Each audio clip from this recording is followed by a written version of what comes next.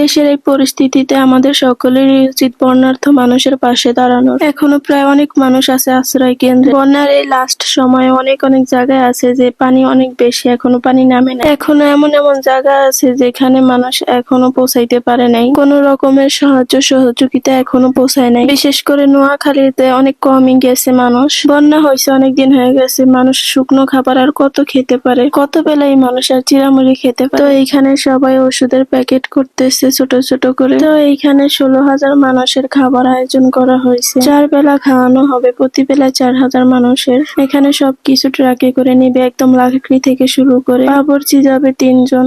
ডিম, চাল, খাবার, পানি, ওষুধ, স্যালাইন, কাঁচামরিচ, গাজর, আসলে রান্না করতে যাওয়া লাগে সবকিছুই নিয়ে যাইতেছে। এখান থেকে 15 জনের একটা টিম যাবে, সবাই মিলে সবকিছু গুছগাছ করে নিতেছে। রাত 12:30টার দিকে রওনা দিবে। এই টিমে যারা যারা আছে সবাই প্রচুর পরিমাণ কাজ করেছে, তারা অনেক আয়োজন করছে, কিন্তু মানুষ একদম কমই গেছে, সেজন্য সবাই কাজের চাপটা একটু বেশি পড়ে গেছে। এখানে সবাই আর্থিকভাবে অনেক সাহায্য করছে এবং শারীরিক পরিশ্রম তো ছিলই। এখন এগুলা গুছগাছ করে রওনা দিবে সবাই মিলে। আজকে কতদিন ধরে বন্যা চলতেছে, কত মানুষ না খেয়ে আছে, বাসার বাইরে সবাই আশ্রয় নিচ্ছে। এগুলা ভাবলেই তো অনেক কষ্ট লাগে, বিশেষ করে যারা বয়স্ক আছে এবং বাচ্চা আছে, তাদের না কতই কষ্ট হইতাছে। তো এখানে সবাই কাজটা শেষ করে যে যার মতো বাসায় গেছে ব্যাগ গুছানোর জন্য। ব্যাগ গুছিয়ে টুছিয়ে আবার সবাই একই জায়গায় চলে আসবে। তো রাতে রওনা দিছে, যেতে যেতে একদম ভোর হয়ে গেছে। আর এটা হলো মেইন সড়ক। মেইন সড়কে এখনো কত পরিমাণ পানি, আর ভিতরের অবস্থা নাই বললাম। এই লাস্ট মুহূর্তেও যদি মেইন রাস্তায় এত পরিমাণ পানি হয়, আর ভিতরের কথা কি বলবো, অনেক পরিমাণ পানি। কিছু কিছু জায়গা আছে যে এখনো গলা সমান পানি আছে। তো এখান থেকে এখন সবকিছু এক এক করে নামাবে। তো রান্না বাড়া করার জন্য আগে একটা জায়গা সিলেক্ট করে রাখছিল। আসলে বন্যার্থ মানুষের কথা ভাবলে এইসব কষ্ট কিছুই না, একদম গায়ে লাগে না। তো এগুলো এখন নিয়ে যাইতে আছে যেখানে রান্না করবে। তো এখানে সবাই সবার মতো কাজ টাজ করতে আছে, রান্না বাড়া করবে তার জন্য আগে থেকে প্রস্তুত করতে আছে সবকিছু। নোয়াখালীর মানুষের একটাই অভিযোগ, সবাই নাকি ফেনী কুমিল্লার দিকেই সবাই যাইতেছে, নোয়াখালীর দিকে সেই তুলনা করলে নোয়াখালীতে নাকি কোনো লোকই যাইতেছে না সাহায্য করার জন্য। তো এইখানে ওরা পেঁয়াজ থেকে শুরু করে সব কাটাকুটা করতেছে, আদা রসুন। এটা হয়েছিল রাতের একটা ভিডিও, রাতে কেউ না ঘুমিয়ে সবাই সবার মতো কাজ করতেছিল। আসলে মানুষ তো মানুষের জন্যই, মানুষের পাশে যদি মানুষ না দাঁড়ায় তো এটা আবার কেমন মানুষ হয়। এখানে বেশ কিছু জায়গা ছিল ফাঁকা, তার জন্য এখানেই রান্নাটা বসিয়ে দিবে। এখানে ইট দিয়ে চুলা বানানো হয়েছে, আর বাকিটা লোহার চুলা নিয়ে আসছে বাবুর্চিরা। তো প্রথমেই ডিম সিদ্ধ বসিয়ে দিয়েছে চুলাতে।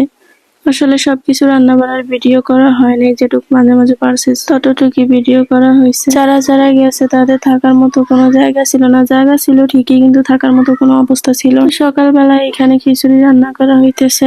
খিচুড়ি রান্না করে একদম এগুলা নামিয়ে আনছে প্যাকেট করার জন্য। এখন সবাই মিলে প্যাকেট করতেছে। প্রতিটা বক্সের মধ্যে একটা করে ডিম রাখতেছিল। আসলে এই খিচুড়িটার মধ্যে কোনো মাংস ছিল না, তার জন্য একটা একটা করে ডিম দেওয়া হয়েছে। সবাই মিলে বসে বসে প্যাকেট করতেছিল, আর এত পরিমাণ প্যাকেট করতে হবে, মানুষ অনেক কম ছিল, সবার অনেক চাপ হয়ে গেছে। কারণ 15 জন মানুষের পক্ষে এতটা কাজ করা সম্ভব ছিল না, প্রায় অসম্ভবের মতো। তারপর ওরা সম্ভব করছে সবাই মিলে। প্যাকেট করা শেষ হলে এগুলা সবাই নিয়ে যাবে, সবাই আলাদা আলাদা ভাগ ভাগ হয়ে যাবে। এক একটা প্লেসে 2 জন 2 জন করে যাবে। যেহেতু খাবারের তুলনায় মানুষ অনেক কম ছিল, সেজন্য প্যাকেট করতে একটু লেট হইতেছে।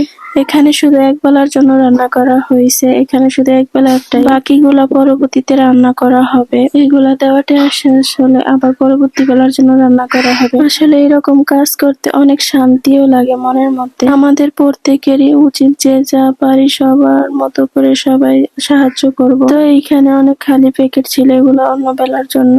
আর এর পাশেই প্যাকেটিং এর কাজ চলতেছে। এত কষ্টেরও কষ্ট মনে হয় না, যখন মানুষ এগুলা খাবে তখন নিজের মনের মধ্যে অনেক শান্তি লাগবে। যারা যারা কাজ করছে তাদের কষ্টের ফল একদম সার্থক হবে মানুষ খেলে। তো এইখানে রাস্তা দিয়ে এগুলো ভ্যান দিয়ে নিয়ে যাবে। আগে থেকেই নৌকা ভাড়া করা ছিল, তো এগুলা এখন নৌকায় করে নিবে, ভ্যানে করে নিয়ে তারপরে নৌকার মধ্যে উঠাবে। আসলে এক একজন আলাদা আলাদা জায়গা যাবে, এজন্য একটু আলাদা আলাদা ভিডিও। ওইদিকে কেউ প্যাকেট করতেছে, আর এইদিকে কেউ কেউ খাবার নিয়ে আসছে নেওয়ার জন্য। ভাবছিল সবাই মিলে একসাথে বের হবে, কিন্তু অনেক টাইম হয়ে যাওয়াতে সবাই আলাদা আলাদা বের হয়েছে, একটু আগ পিছ করে বের হইতে হয়েছে। তো যেসব জায়গায় ভ্যান দিয়ে নিয়ে যাওয়া যাবে ওইসব জায়গায় ভ্যান দিয়ে নিয়েছে, আর যেগুলাতে ভ্যান যাবে না ওগুলাতে নৌকা ভাড়া করে নিয়েছে। যেখানে একদম বুক সমান পানি ওইখানে যাওয়া হয় নাই, ওইখানে নৌকা দিয়ে পাঠাইছে। আর যেখানে একটু একটু পানি ছিল হাঁটু সমান ওইখানে বেনাই করে নিয়েছে। আসলে এমন বন্যার কোনো সময় হয় নাই এত লং টাইম পর্যন্ত, আমি আর কি দেখি নাই। এখানে কিছু স্থানীয় লোকজন ছিল, তারা অনেক সাহায্য করছে। প্রায় কিছু কিছু জায়গা শুকিয়ে গেছে, আর কিছু কিছু জায়গাতে এখনো প্রচন্ড পরিমাণ পানি, যে জায়গায় যাওয়াই হয় না এত পরিমাণ পানি ছিল।